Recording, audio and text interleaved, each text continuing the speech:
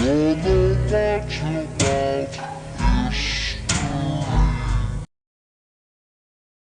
hello there, and welcome to another episode of Hubris on Toast, where the two most erudite, the two most well-read, the two most sensitive, and just generally fucking awesome and stupendous people you ever would hope to interact with in this format are attempting to what is the what is the premise here, Clive? They're out for lunch, so well, you know. But yeah, we'll let them know you were here, and yes, we'll leave a note. Yeah. So unfortunately, yeah, you're stuck with us. So yeah, the brief. That's you. That's Nick. That's me, Nick, and that's him. Chad. Yep. So the two of us have been left with the unenviable task of attempting to read the entire canon of not just Western literature, but the world, and not just even literature, but everything, history, science, you name it. We're attempting to deal with it, and we've done 4 episodes now on the same 2 rivers, the Euphrates and the Tigris, and I still don't fully understand really anything that's going on there, and I think it's time to give up. Yes. By the way, I'm much younger than I look. And I was conceived during the recount in Florida, which is why I have the name of Chad, by the way. Which is interesting. So your full name was Dimpled Chad, then, yes? That's my middle name, is Dimple, yeah. Dimpled. Okay, I see. Yeah. Hanging Chad was a bit of dated political satire for you there. Yes. So originally we had intended to read a couple of books, right? There was the thing is, let's see if we can try and focus a little bit here.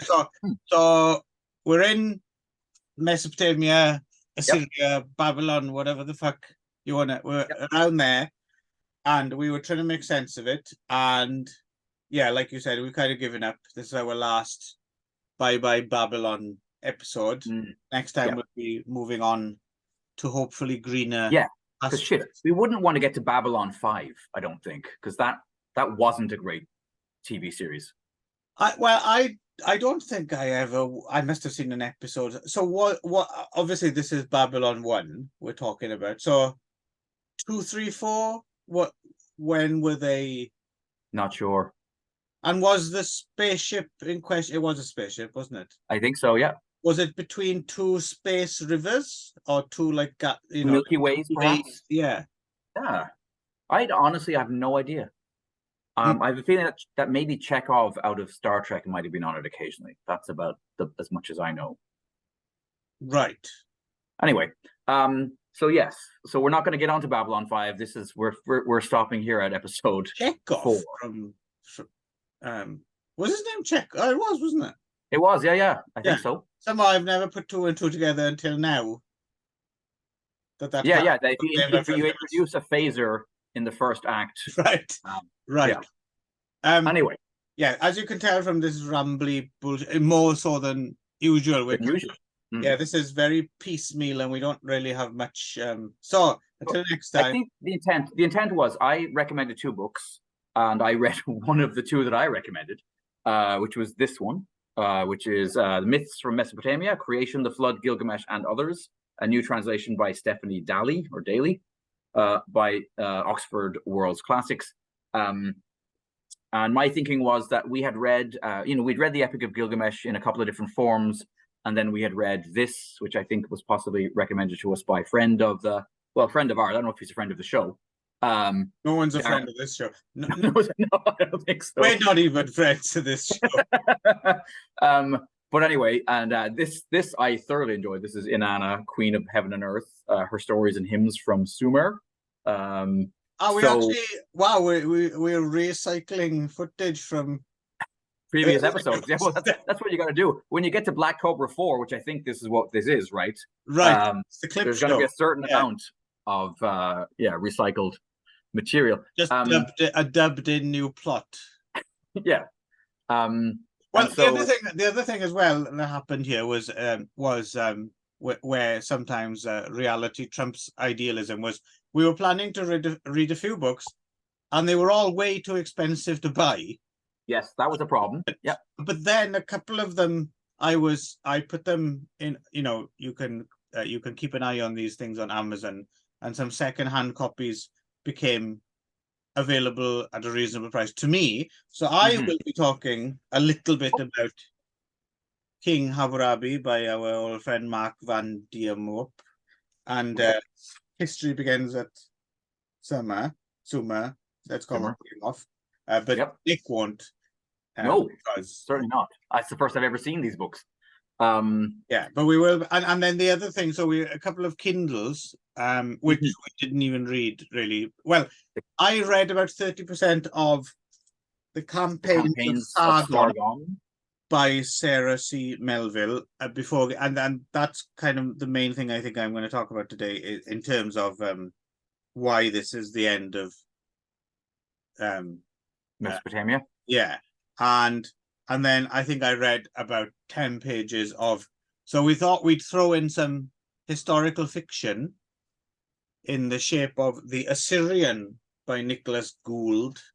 You didn't even try this, right? Because I'd give it up. And no, you told me not to, basically. Well, I didn't tell you not to, but I was okay, sure. I'm not. You said you weren't going to. Yeah. Time is a bit of a commodity because we, for some reason, adjacent to this, off to the side of this, we watched 64 films directed by Umberto Lenzi across the summer. Yeah. And I found that was distracting. That took some time. Yeah, we had to reflect on Muti's underage posterior. Yes, yeah. But things of heavy import like that. Yeah. It did take one's attention away from the serious reading that was necessary. This Sargon's interesting and all that, but look at that. Indeed. See thing over there, even if I shouldn't be. Yes. But such is life. First I think Gilgamesh would certainly approve. I have no question. Gilgamesh would have tapped that ass no matter what age. Exactly. And Enkidu. Yeah, no doubt.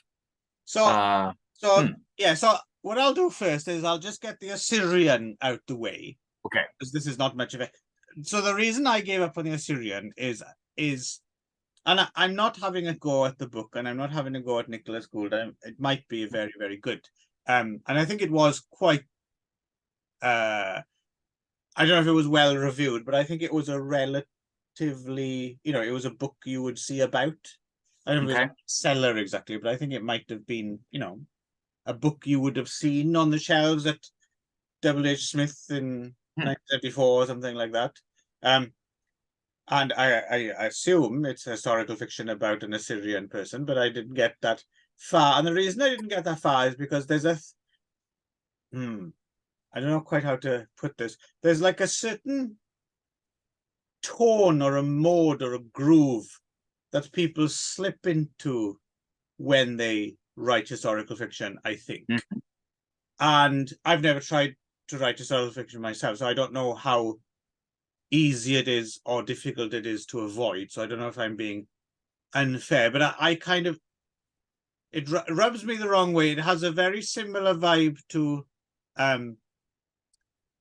fantasy fiction. There's like immediately, like from the first word, there's this kind of four-facedness that comes to the fore. Do you know what I mean? Like, and low, thus. Well, there's just something you can already hear the hearty laughter, in the background. And the thing is, I quite like that stuff. But there's just, it's like, no, it's gonna be like this. It's like it's already this tone. In a few pages, there'll be an elder telling off some children, "Be off with you," and hope that Crom doesn't see your shenanigans or something like that. And then someone will enter frame. Lass, how goes it? And then the cat, there's just a certain dun dun dun dun dun dun rhythm that I know Right. what's coming. And even if it's well written and it might be full of stories or something, I don't know. I wanted to read, but then again, if someone goes out of their way to write something in a contemporary way, that's not gonna work either. Like Caesar, dude, you know, that's annoying as well. So Yeah. I'm not quite sure how one, but am I articulate? No, I get what you're saying. Yeah. Yeah. I'm wondering. So we just read some historical fiction, kind of. I mean, do westerns count as historical fiction? No, I don't think they follow they follow a slightly different pattern, right? You've got at some point there has to be a crazy old coot kind of character, right? Who, but there's just, I don't know. It's like, and all the characters are the same, and like there'll always be the one beautiful, extremely noble woman, and the sex scene will follow exactly the, and everything's just, it seems that like it doesn't matter which historical time period it is, right? You're basically reading Conan, right? In different historical cosplay. Do you know what I mean? I do, and it's funny. It does. I mean, and we're going to get to this because I think one of the more interesting things we're going to talk about here is actually maybe the only film adaptation of Gilgamesh. I think there are others, but this is the only one we could get our hands on, really. But when I did whatever absolutely minimal research I did about this one, most people were saying like it was the only one that anyone seems to be aware of. Oh, okay. But anyway, but yeah, it still begs the question of why the Italians, when they were doing all of their Mussulman epic stuff, didn't adapt any of this Assyrian, Mesopotamian stuff. Right, with Lou Ferrigno as Gilgamesh and Miles O'Keefe as Enkidu or something like that. Yeah, I mean, we'll get to this, but I was fantasy casting Luigi Montefiore, George Eastman as Enkidu. Oh yes. Even with his lion teddy bear tied around his head from Iron Master. With Sabrina Siani as Ishtar. Oh yes. But anyhow, yes, okay. So that wasn't going to fly for you. And then what happened with Sargon? I was just curious as to when did this happen? When did things fall into this rut? And what are some? I'm just wondering how people avoid them, and good historical fiction that doesn't put you in mind of these things. And or is it just me being me and weird and like? Because I think that stuff riles you less, right? You have a bit more of a tolerance for that kind. Yeah, I probably do. Although I don't actually read a lot of. Like I'm sure I've had more time in my life for fantasy fiction than you do, but I haven't read very much historical fiction. I have tended to like a little bit of like magic or monsters and stuff in that. So I'm not necessarily going to read. The one place I might make an exception is if I could find a really good book about Vikings. Right. Yeah, I wouldn't mind. But I've always meant to just read the actual sagas as well. Apparently, some of them are really, really violent. Oh yes. Yeah. So anyway. See, that's the level we're at. That's the level of that's the level of of erudition we're bringing to this. Yeah, I thought it's really violent. We're going to read that. Cool. Coming to a 10-year university soon. Jokers. Yes. 10 most violent epic sagas. But Fate University, right? Yeah. Have you? So then there was the Sargon book, which I had, and I have a copy of it. It's on my Kindle waiting for me. But then you said it wasn't that compelling, or I thought, I'm not going to read this. So I start to glaze. Yeah, there's no need for Nick to. Yeah. Okay. But it was readable, but like I said, I just felt as if I not know exactly what's going to happen, but I feel as if I know the beats that lie, because it's quite big in the next 10 hours of reading, so that kind of puts you off right doing it, if you see what I mean. Wait, are we talking about the Assyrian now, or are we Assyrian, talking? yeah. Still, okay, yeah. But I was, as I had mentioned, the other one. Oh, the sorry. Sargon.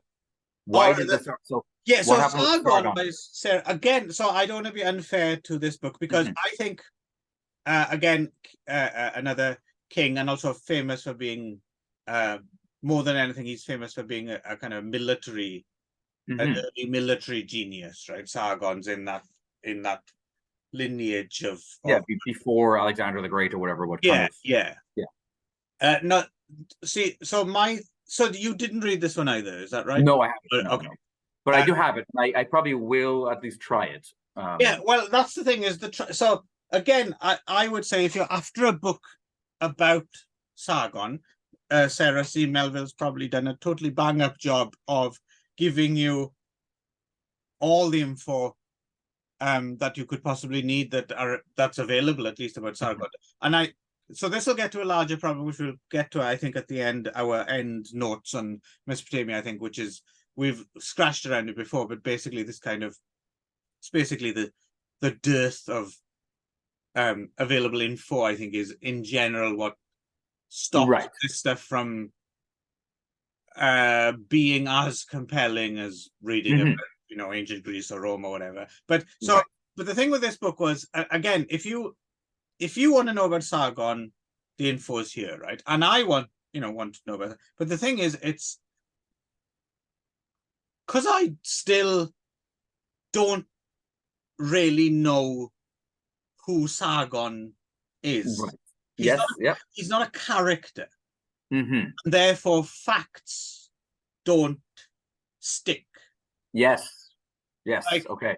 So the info is there. In fact, there's quite a lot of info. I was actually quite surprised how much information was in here in terms of specifics of battles and dates and stuff. And I'm trusting that it's backed up by historical records. She didn't just make plate tablets up.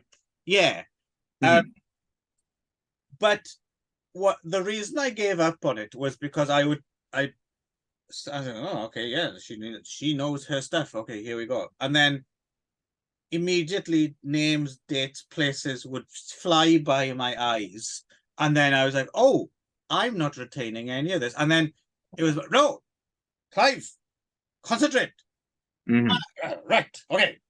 Add some hot water to the bath. Okay, turn it off. Yeah, right. Right. And doing that thing you were saying about reading out loud. Yes. Help it go in. So, okay. Right, okay. On the eve of battle. Right, okay, yes. And then again, 20 pages later. What the fuck? And I took a run at it again and again and again and again. So it wasn't lazy. I tried to focus. I tried to focus. And again, someone else, everyone's going to vary, right? This is only my this is only my story and my capacity for taking in information or whatever it is, right? Someone else might, some kind of extremely learned person who already knows these kind of might. Oh, this is amazing. This is everything I want. Like in the same way as if someone published a book that was just every time Marky Smith took a trip to the shops and what he bought or something would be fascinating. He bought Wrigley Spearmint gun 3 days in a row, which might have inspired a line in Hubris or something. But if you're not immersed, then it's it means nothing. Yeah. So I tried. I had 30% in, and I was thinking, okay, what's the end game here, right? I push myself to just look over words. And waste 4 or 5 hours, none of which I'm going to retain. To what? To just say I got to the end of the book. But there isn't even a test at the end of this, right? No, exactly. You have to sit an exam. Yes. So I decided, well, this is the exam, I suppose. Yeah, I guess so, yes. So I was like, and we're flunking quite bad. You're right. This time we are. But I wanted to talk about this because I feel as sometimes I just feel a little bit better to know someone else is failing at something as well. So it's not just you. So, someone out there might see this and take heart, right? So yes, so I decided I'm gonna be nice to myself not force myself to do it, because, and the thing is, maybe once upon, and I've owned the book now, or at least a digital copy of it, until some cloud explodes in a terrorist attack or something, and we all go back to the Stone Age. But I was thinking, okay, yeah, I'm just not ready to this. I may never be ready to this, but there's no point. I'm learning this more and more, I think, as I get older. You've got to be ready for things, and there's an element of John Steed in the Avengers, right? That easy umbrella swinging English gentleman's, the path of least resistance kind of thing, right? Sometimes you shouldn't try too hard. Sometimes you should. Yes, yeah. If it's pushing back too much, then maybe you're not meant to be doing that. If I can't dance to it, it's not my revolution and all that. There you go. Yeah. So yes. No, that seems reasonable to me. Yeah. Okay, I'm glad. I'll even out myself as like an even bigger moron, because what I'll do is sometimes with some of this stuff is I'll go to YouTube and I'll watch some like 15-minute videos made by God knows who. Yeah. But have some maps and stuff in them and a few visuals to be like, to just try to get some picture. So again, I can stick this to it, right? Yes, absolutely. I do that as well. I mean, sometimes that is the, and actually we should be grateful for having that, because once upon a time we didn't have that. You wouldn't, no. So sometimes you do need a little 5-minute primer with South Park style stick figures, just just to get you started, to get that first foothold on the mountain, right? So that was my deal with the campaign of Saga. Again, I'm not having a go at the book. In fact, I'd probably argue I would imagine, I mean, as far as I'm aware, it's probably the definitive volume on Saga for now, right? But there we are with that. So that's the two digital things. And shall we talk about a book that we've actually both read now then, Nick? That might be a good idea. A novel concept. Yes. So that would be this one then that we showed the cover of already. And maybe my thinking was about this, like that we'd read Gilgamesh and we'd read the Inanna stuff, and I enjoyed both quite a lot. And then I just had this feeling that like they're constantly name dropping these gods, or there's I know that there's stuff around these stories, that there's a bigger surrounding set of myths, and I hope that this might be a kind of a way to kind of just get a little bit more of a handle on some of what else is going on in this mythology. And I think it did do that for me, actually. There were certain things where I was like, oh, hang on, okay, so that's who that is, or that's how that is connected to this, or particularly like the creation of human beings in the first place, according to this, theology, is quite entertaining. And then anyway. And Atrahasis, right? The original Noah story. Yeah, so the other things in here, like there's a lot of Gilgamesh. Adapa, Etana, Anzu, the Epic of Creation, which you alluded to, Theogony of Danu, Era, and Isham. And yes, like you said, it does put things in a wider. I mean, it's not. I don't think that's the fault of this book. I think it's more just that Gilgamesh is clearly the best of these myths. Yeah, in that it is. Yeah, it is an epic. Yeah, right. It has the pop's music. It would be for the 500th year running. Right. Number one, Gilgamesh. Right? And they'd have to come on stage and mime to Gilgamesh every week while Jimmy Savile molested an underage girl behind the stage. It's great how you can always work that in somehow, Clive. Oh man, I'm on it. Like a bonnet, man. It's funny, actually. I only just recently figured out that phrase refers to the bonnet hat. Oh, not the car. Yeah, I always thought it was, and then I now realized that it's actually quite a weird thing to say. Yeah, that wouldn't make any sense. Really. No, on it like much more sense. Yeah, like yeah. There you go. Always learning. There we go. This is the crap that sticks to our brains instead of the campaigns of Sargon. Sargon. Worthwhile things. So yeah. Anyway, we should briefly talk about what we learned or didn't learn from reading some of the others. So one of the things I really, really came through loud and clear, which was sort of in the previous that we read, but that the fucking gods hate noise. Like, keep it down. Yeah. They really, really don't like. Yeah. So basically, this group of gods, they have a boss, right? Whose name I don't even remember anymore. But like, there's a top god, right? And there's a bunch of sub gods, and they're all working really hard for some reason, and they all kind of get the hump about this. They're like, "Fuck this! Why are we working so hard?" And someone is like, "You know what? We gods, could... yeah, for God's sake, yeah, for our sake, you know, why are we working so hard?" Right. So somebody's like, "Well, I have an idea. We could create like a sub race. Yeah. We need to kind of use. We did use some clay. Yeah. We need to have some spiritual. Well, we could murder a god." We could murder a god, and there's one who's kind of an asshole. Yeah, that one no one likes in accounts. Yeah, yeah. So why don't we murder him, and kind of spread his godly essence amongst these clay people, and they can fucking do all the work. Yeah, we'll get rid of the David Brent of gods. Exactly. Yes. So they do that.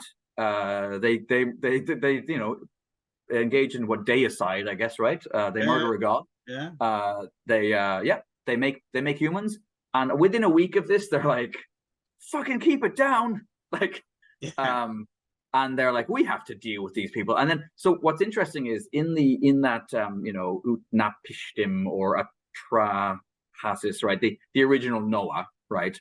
In this first story, which is kind of missing from Gilgamesh and the other things we read, there's a bunch of earlier like attempts to wipe out humanity. There's like multiple. Like, we're going to send them this plague, and then we're going to do this to them, and then, you know, it's the last one that is the flood. Right. Well, the thing is as well, the thing with Gilgamesh is, even though we think of it as the OG myth, yeah, like you said, it's alluding to, like, that flood thing isn't actually really properly told in Gilgamesh. No, it's more just there's a character from that earlier story there, and they go, yeah.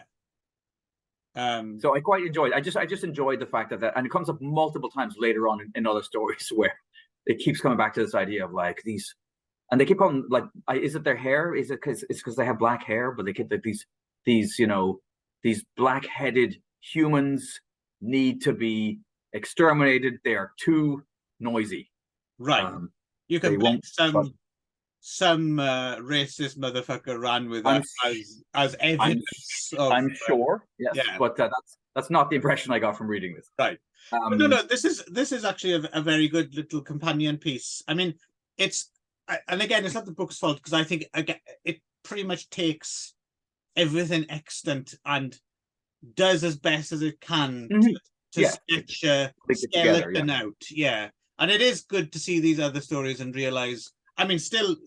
Gilgamesh is still, like we said, it's still kind of overall the best, or at least the one that probably just the one that survived the best, right? So we have more ins and outs and details. And I mean, some of these other stories you never know, and may, you know, one day when it's a slightly a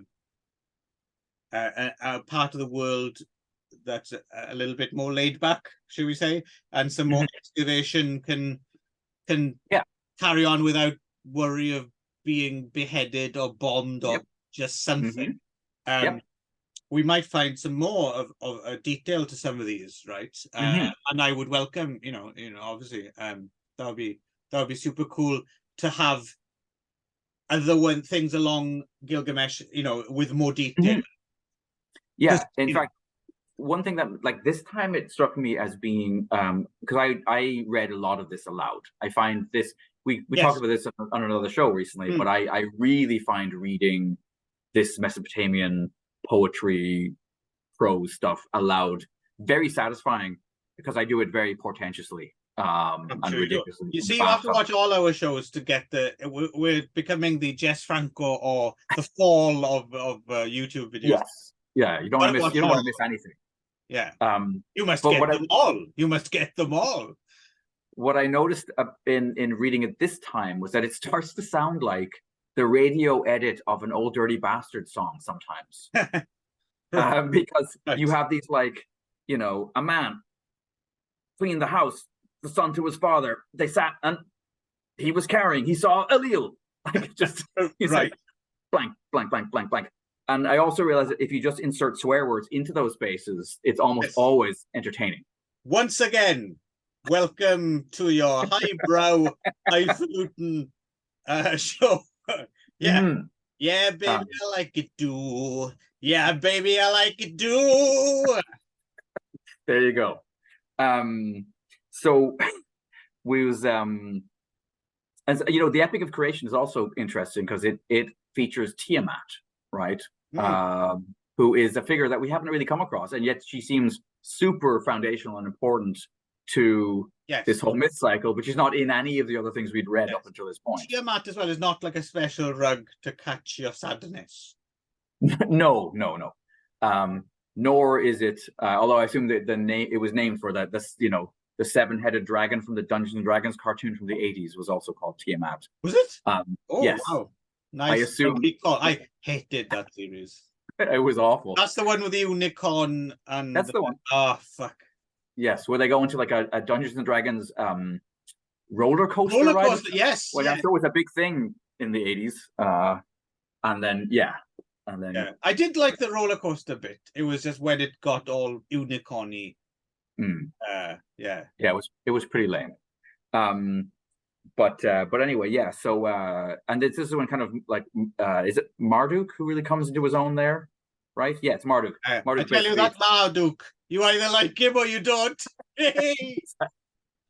I've been waiting 3 months to make that job, and it was worth it. It was worth every minute. Excellent. So yeah, this is Marduk's this is his ascension into you know, like true godhood and true power. There's also a lot of stealing of some kind of, I can't remember what it's called. Like probably should have taken some notes. Yeah, seeing as we've done this over a period, because this show was later than usual as well, right? But anyway, Marduk defeats to follow some kind of schedule. He defeats Tiamat and kind of becomes like one of the most powerful gods. But then later on, in one of the very last stories, which I like a lot, this Era and Ishum, whatever it was, that's where Marduk is apparently now kind of past his prime, and he's kind of I tell you, you either like him or you don't. Yeah. And anyway, so he gets a really hard time from another younger god who's kind of like, you old man god, you suck, you know. Right. And that stuff, I read all of that aloud in the bath and just thoroughly enjoyed the fucking just the language, just the intensity of some of it, you know. I'll do it now. I'll read it since we don't actually know what we're talking about at all. So here it is, right off the clay tablets. The radio edit. This is the radio edit. Yes, actually, I chose a section that's not too redacted. Okay. By the CIA. Okay. So this is okay. Anyone who goes out onto the land, the wind will infect. Anyone who enters his own home, the croucher will hit. Anyone who goes up into the heights will die of thirst. Anyone who goes down into the depths will die by water, for you encompass the heights and the depths alike. The city governor will say thus to his mother, would that I had been obstructed in your womb on the day that you bore me. Would that my life had ended and that we had died together, because you delivered me to a city whose walls were to be demolished, its people treated like cattle, their god turned smiter. And because his net is of such fine mesh, even the picked men could not draw their swords, but died by the sword. He who sired a son will say, this is my son, and I reared him, and he does good in return. Yet I shall put the son to death, and his father shall bury him. And afterwards I shall put the father to death, and he shall have nobody to bury him. Danger! Exactly. I built it!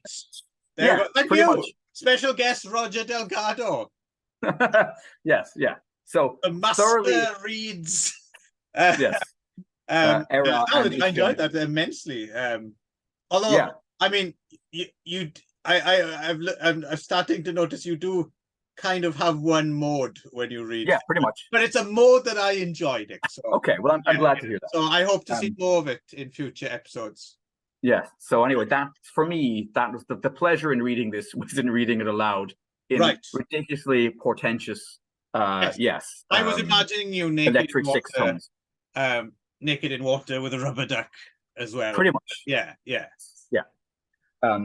But yeah, so I would say this is worth. I mean, if you're into, I mean, this is probably we before we were saying your, if you need your hardcore, essential Mesopotamian part of your library, you need, some Gilgamesh, and I would say this is probably a good one to file alongside because it's one I can imagine like maybe being quite a good reference guide. They're like, hang on, and then yeah, this one, and of course one day something more detailed will come along. But for now, this is because it's a difficult book to.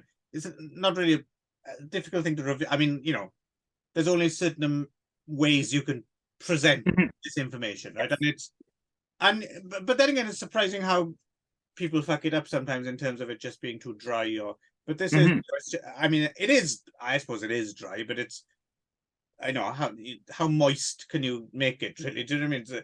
Well, you have to read it aloud in the bathtub. Yes, well, there we go. Yeah. So as far as that goes, get this. Yep. File it in your bathroom filing system, although I would imagine it'll get moldy quite quickly. Yes. Yeah. Probably. So maybe, but so there we go. Some bathing tips as well as this show's got everything. It's amazing. So apparently then in 1975. Oh, we're gonna talk about this now. I thought we'd save it to the end for shall we? Dessert. Shall we eat our greens? Shall we scoff the greens down? Oh, all right. Yes. Okay. Yes. Okay. Just because I know you haven't read these, but I just very quickly. Oh yes. Yeah. King Hammurabi by Mark Van der Bock.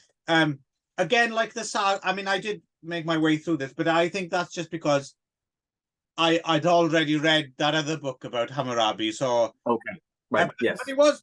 I mean, it was a little. But this is very interesting. I mean, again, if you need to know about Hammurabi, then it's all here, like as much as we do know. Plus, this book does kind of get to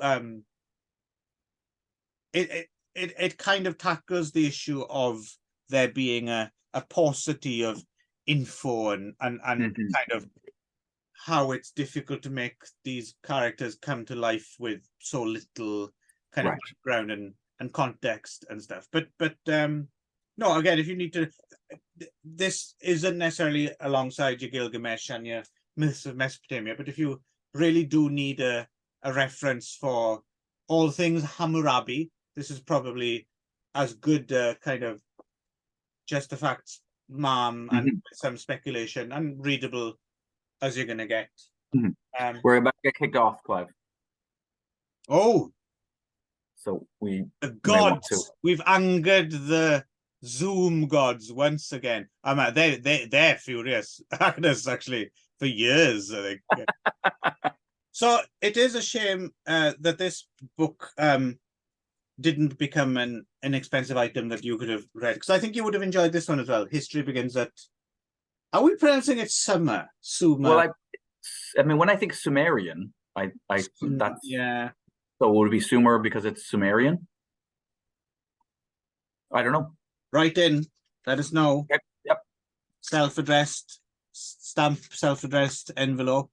Yeah, we probably could just look it up on Wikipedia and read the international phonetic alphabet. But this is because so the idea behind this book is basically to place into the historical context. That here's a bunch of stuff that has its origins in Mesopotamia. So, for instance, you have the first schools. Yes, right. The first case of juvenile delinquency. Really? the first case of tax reduction. The first Farmer's Almanac is actually a surprisingly interesting chapter. And again, the first job, the first animal fables, the first sex symbolism, the first aquarium. I mean, there's a whole bunch of, it really is. I mean, it makes sense. I mean, they invented Right. the sift, right? Yeah. And law, and well, you know, importantly, Right. you know, and which is still fascinating to me that in basically what is now modern day Iraq, in a place where alcohol is frowned upon at the best of times, that's the place that invented booze. Right. Also, it has quite a fascinating introduction about the history of sumerology as well, which I found quite interesting. I mean, again, I'm not going to get into. There's not much. I mean, this is actually it's a shame that it's seems to have become like a slightly expensive item to buy nowadays. Like I said, we weren't going to read this, and then suddenly dropped within a reasonable price range for a newspaper back, and I was on it. I'll keep an eye out here, and also in secondhand bookshops as well. Yeah. Now that I've seen the cover of it. History begins at Sumer, 39 firsts in man's recorded history by our man, Samuel Noah Kramer again. Okay, yeah, all right. Who, you know, is the dude, it seems, when it comes to there he is on the bottom of this book. Yeah, between well, we both seem to our Samuel Noah Kramer part of our library has grown somewhat a bit in recent months. Started, yep. Didn't see that coming. Nope. But anyway, yes. So, so I think, in conclusion, and then we'll do our we'll have our delicious dessert. I think we've come to the conclusion that we've banged our head against this as much as we possibly can, short of actually becoming sumerologists, right? And I think it's one of those. It's a dividing line, really. You can't. I do think that reading the kind of I don't know what you call them, the surveys, I guess, right, that we read earlier on, it became clear to me that the amount of history covered, the sheer number of years covered here, is so much broader than almost any other chunk of history I've ever attempted to deal with. Right. It's like you're talking about like 4,000 years of my life. It's massive.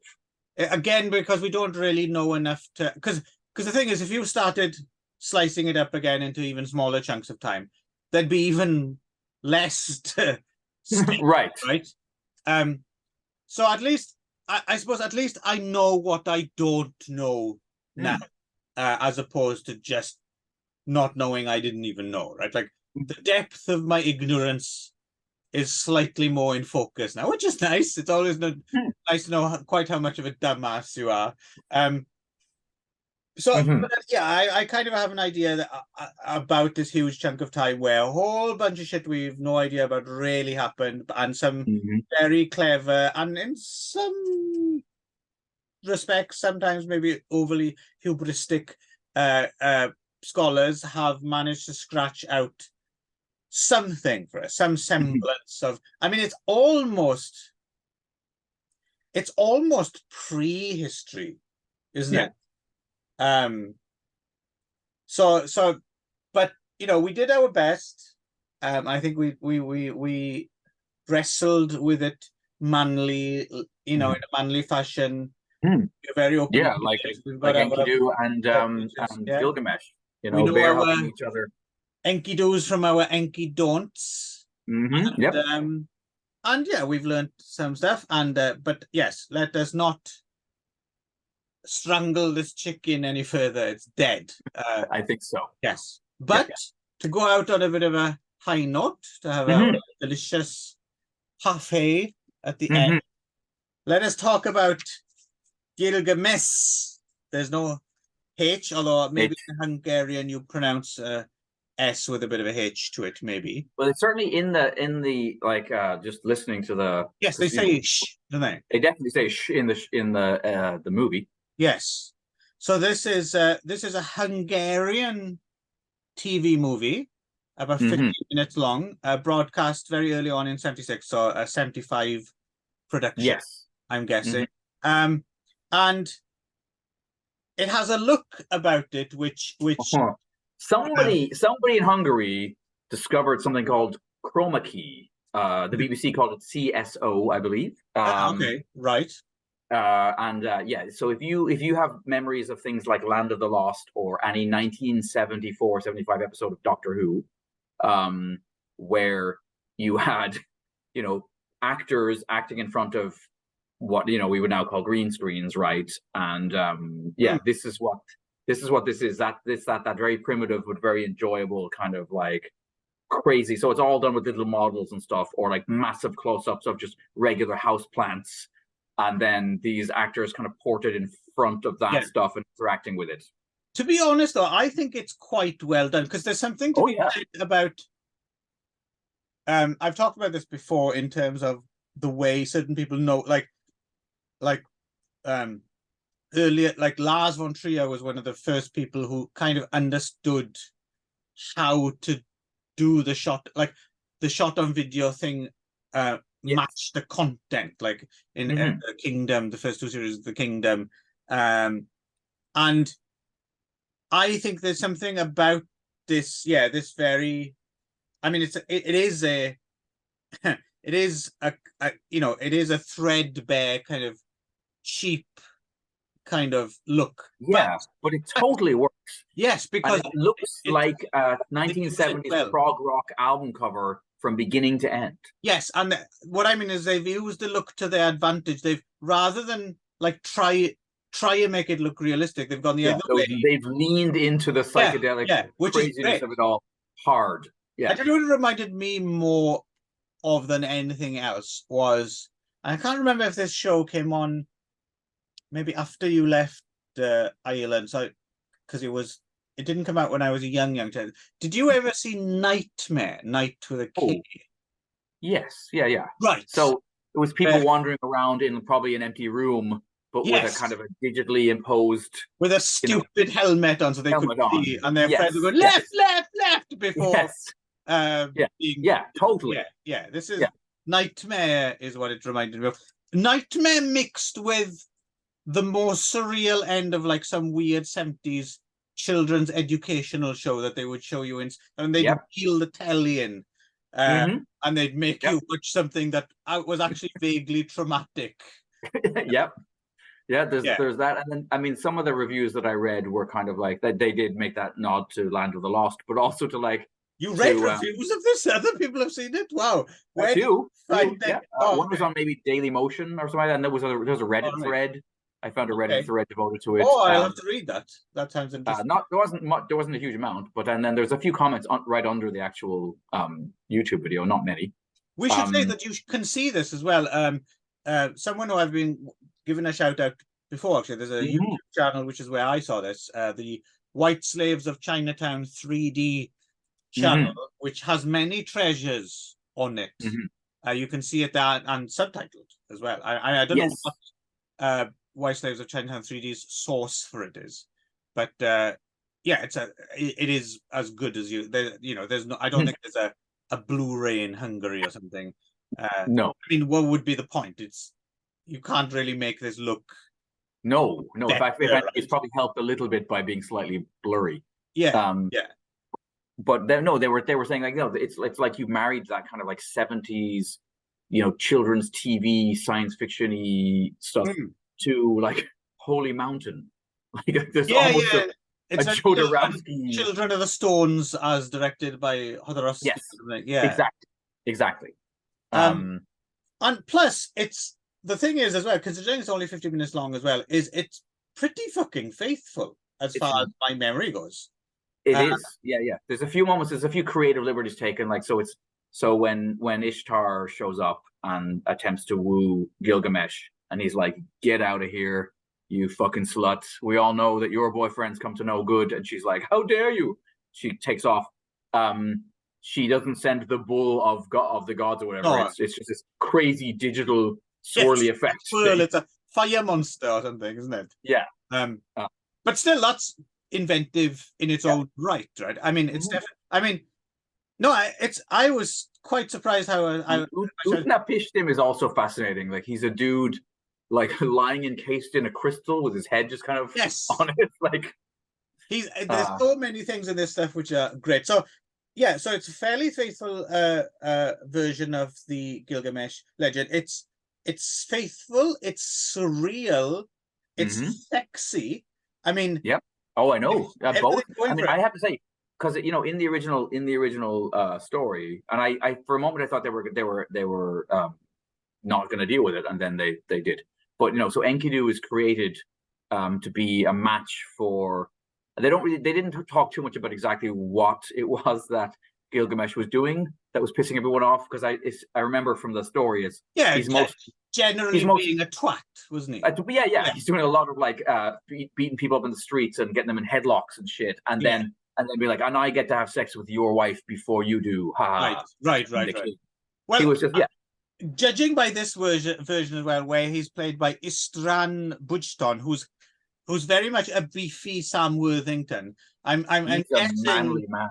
Yeah, I'm guessing he's you know he after he got that role in Avatar, it went to his head, right? Right. So then he started being a dick, and then Star Sense, Enkidu. But of course, as we know, you know, much like our bromance has developed, they're well into each other. Oh, I did like the scene. There's a lot of them clasping hands, right, faces right in each other as well, just at the end, and their eyes meet, and then it just cuts before the saxophone enters. The sound. Speaking of soundtracks, the music is great. It's madness, and what's interesting is Sunda is the composer. So I have to say, I was really reminding me of something, and I was like, and so I looked it up and discovered that what I was being reminded of was written 2 years after it. And I was like, did Ennio Morricone hear the soundtrack to this when he made, if you've ever heard the soundtrack to Exorcist II, The Heretic, right, it's almost identical to this. But then again, I suppose he was coming out of, what was that? He was part of that improv composers group, wasn't he, Morricone?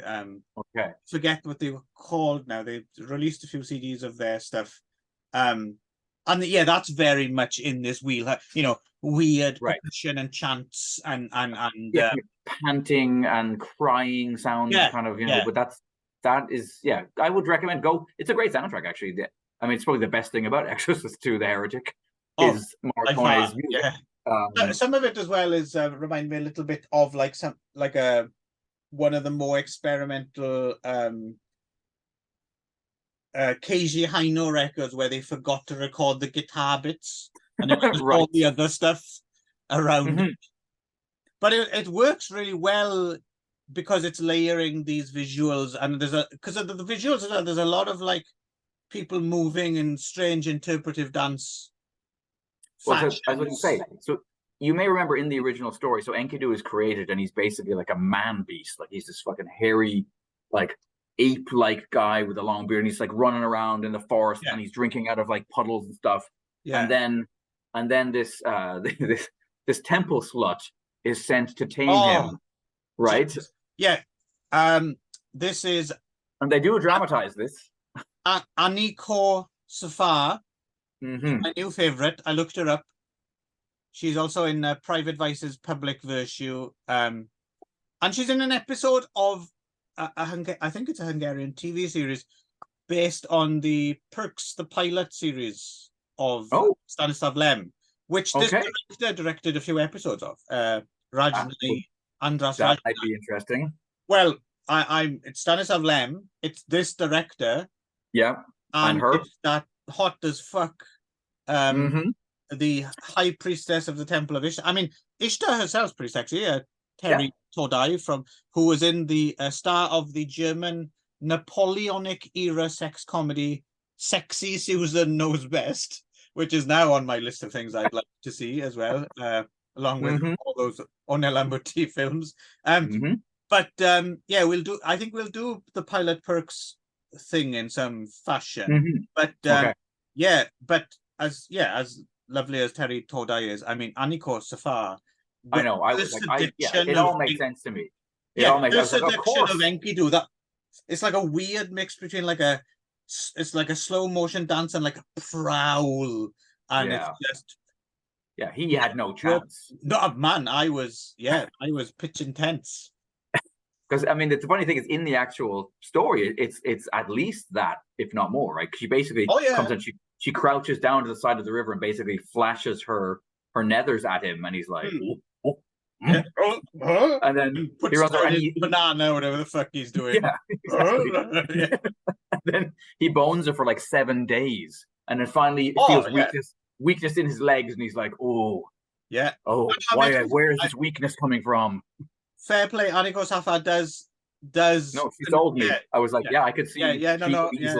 She could tame the beast. Just as soon as your interest would be flagging, you could tell she'd just do something, right? Like wiggle her ass or something, and you'd be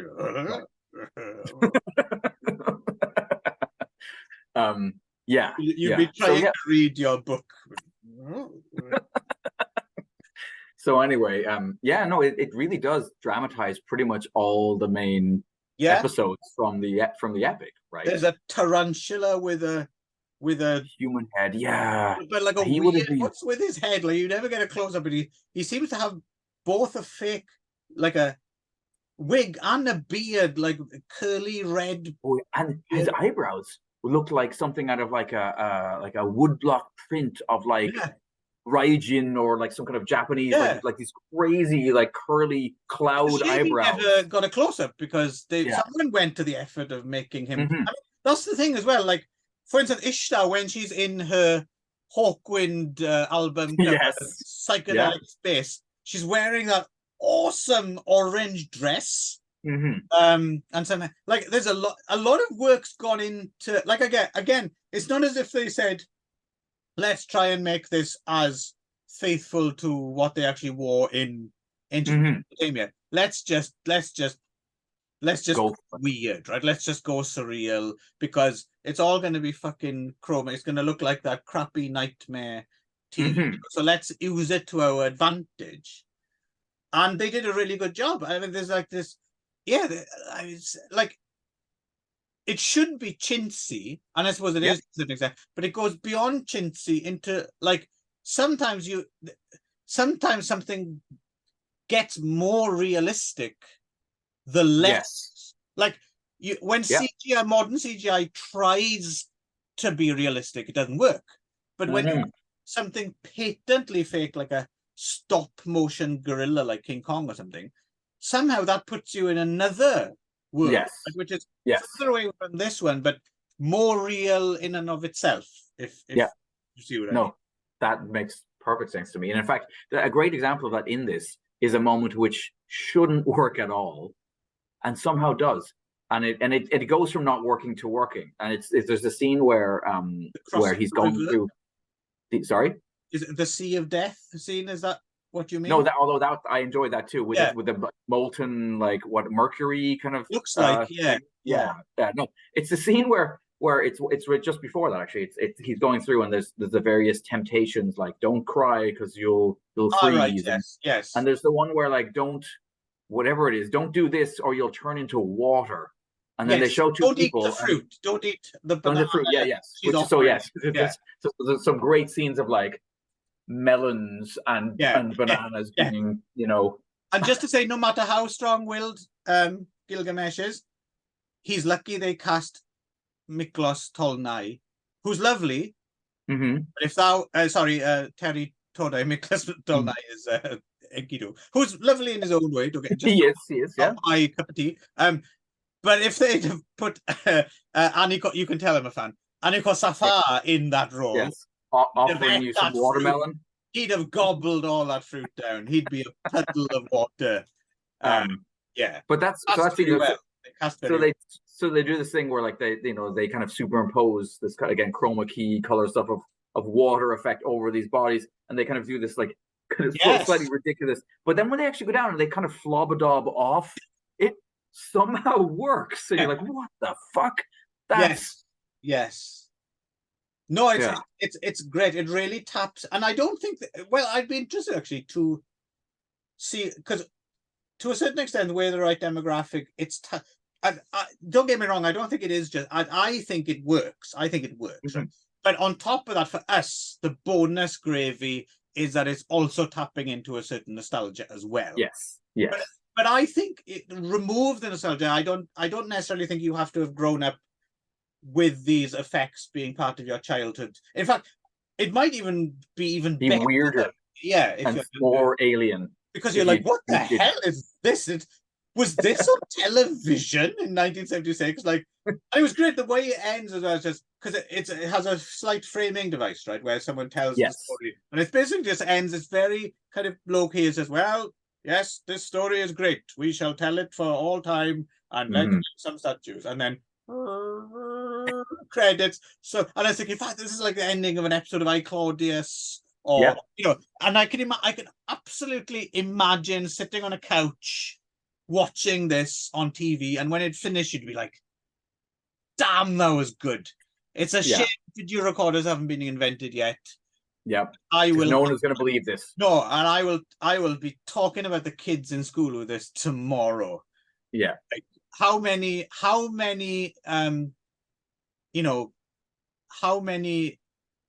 kids puberty did Aniko Safar kick off, right? I bet there's a generation of Hungarian men, Hungarian little boys, and so inclined little girls who will remember this, right? Like, they're never withdrawing. Well, they are withdrawing. Hang on, the analogy breaks down. Yes. They're not shutting that account down. It's no. Gilgamesh. It's great, yo. Check it out. Yeah, it is. It's very good indeed. I was surprised. This was one of the biggest one of my viewing surprise, because you don't expect, like, dude, you got to check out this 50-minute Hungarian TV movie from 1975. But lo and behold, no, it was tons of fun. I was really impressed. Yeah, it is very good indeed. And I'm glad, we very much see eye to eye on the Temple Harlot. Those eyes of ours are looking at each other. Yeah. And then averting our gaze before it gets a bit too funny. Oh, yes. Yeah.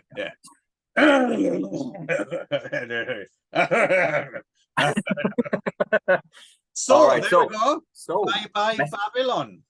Yes, ancient Mesopotamia. We're out of there. Get to fuck with you, because we've had it. I mean, it'd be nice to felt that. Feeling a bit hemmed in by those two rivers. Yes. Be nice to break out. And we'll be going somewhere else yet. We haven't decided exactly where we're going next. I think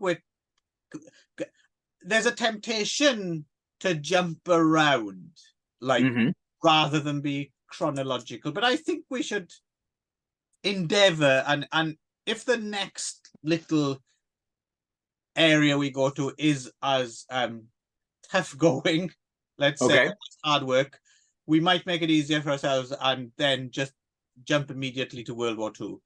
And wow. Do you know what I mean? Just at a whim, just a light in our little TARDIS, just arrive in a place in time that we'd like to. Yeah. Or we might, but we'll try.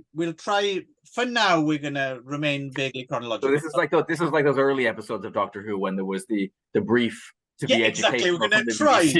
Yeah. You're gonna have a fun monster one week, but next week you're gonna have to watch 10 episodes about Marco Polo. Yeah. All right.